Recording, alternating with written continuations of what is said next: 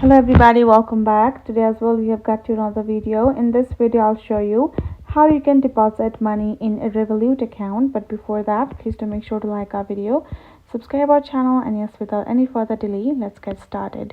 So for that, simply go ahead, open up your Revolut app. Now there are plenty of ways for you to do that.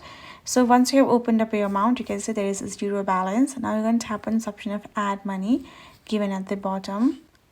Then from over here, you're going to find this kind of interface which is add money, and we already have an added method which is Apple Pay given. But if you like to change, you can simply tap on this change option given beside. That means you can add any other as well. As you can see over here, there are plenty of methods, which is first is definitely salary one. You can get paid into Revolut. Enjoy next get paid directly to Revolut by the salary method. That is, if you're getting paid, simply they will directly pay you on your Revolut. Other is you can add it from your bank transfer. You can do regular bank transfer. You can even do ideal and debit or credit card.